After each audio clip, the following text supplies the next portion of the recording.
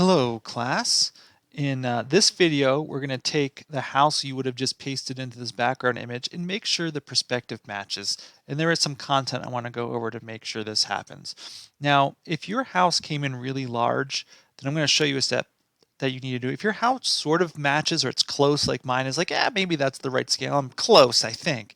You don't need to do this next step, but sometimes that might not be the case. So let me just walk you through that if that's the case. If your house is like really, really big, doesn't fit on the image, go to Edit, Transform, Scale, and you'll get this box that comes up. You might only see one corner of it because of how big it is. And just go ahead and pull the corner down to make it smaller. If you need to do it a couple times because you're getting close to the other page, just click and hold and drag the image back up and then continue to make it smaller. When you're done, hit Enter and you'll have the size. Mine's too small.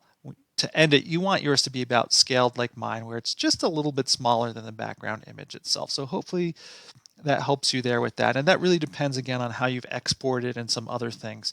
So that's just a word of warning. If your house does look like mine, then you're good to go to on the photo perspective match. And the thing to note is that every sort of perspective has a horizon line. Okay, and any image only has one horizon line. There might be many vanishing points and other things, but there's all of those end up on one horizon line. In order to make our project look correct, we have to make sure the horizon line that's inherent in the background photograph is matching the horizon line in this building and anything else we continue to add throughout this assignment. So knowing the horizon line is very important. So I want to go over how to solve it because I see lots of young designers not get their horizon line correct, and it really throws off the whole image. So we're going to take a few moments to do this.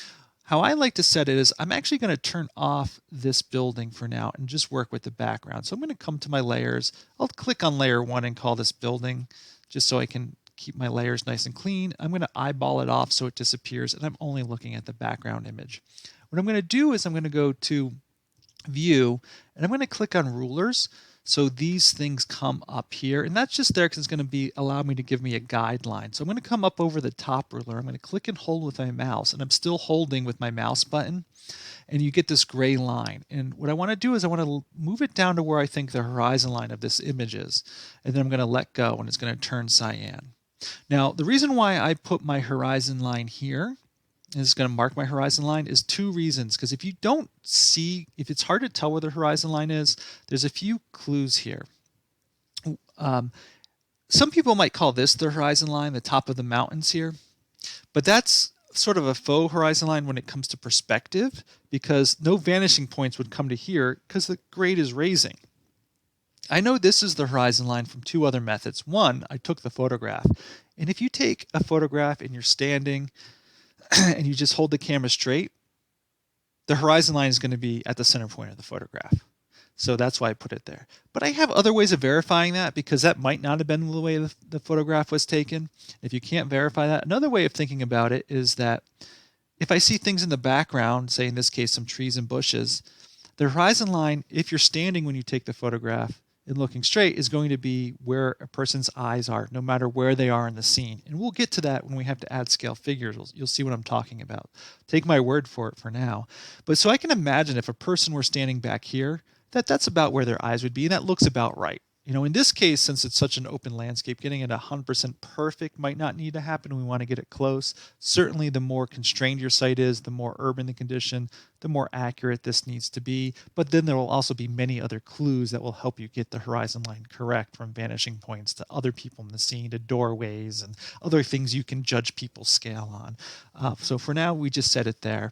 It is a good step. I'm taking the time to explain this because you want to do this every single time. You're going to have to reuse this horizon over and over in this assignment and any drawing you do in the future that's like this.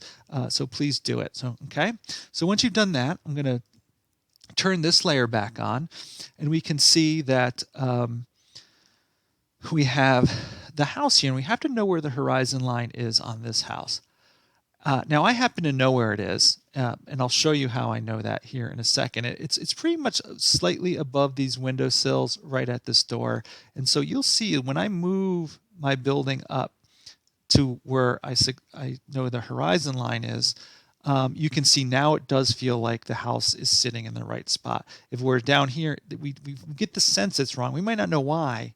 we get the sense it's wrong, it's because this horizon line is here, and we can see that. We see the perspective. Our brains interpret it, but this horizon line is here. And when I match them or get really close to matching, it looks really good. So let me show you how I know that this horizon line is here, because there's a couple ways, and if you're using a different house, you might need to use a different method. Now, one method is that I can tell by the door. I can estimate the size of a person is based on this door, and therefore I can estimate the size of a person at the horizon line. Since the door is a couple steps up, I know from standing on ground to standing here, that's going to be the height of the person. That's just a clue from the image. Now, there's an even better way that I can know how tall they are if you have a model like you do. So let me show you that. I'm just going to jump into SketchUp real quick. Okay, so now I'm in SketchUp, and what you can do is you can just come over to the house really anywhere on one of the front faces. It could be anywhere along the house. I'm just going to go to my measuring tool, and I'm just going to measure up 5'6". I'll just look at the screen, and you can see where it says 5'6". Okay, well that's just above that lower windowsill. That's where the horizon line is, and so you can look at that and just visually see. Okay, a couple feet up from that windowsill. Remember that, go back into Photoshop and say, okay, a couple feet above the window is still there. I would argue maybe I can actually lower mine down just a tiny, tiny bit just to get there, just like that, and go ahead and make the adjustment.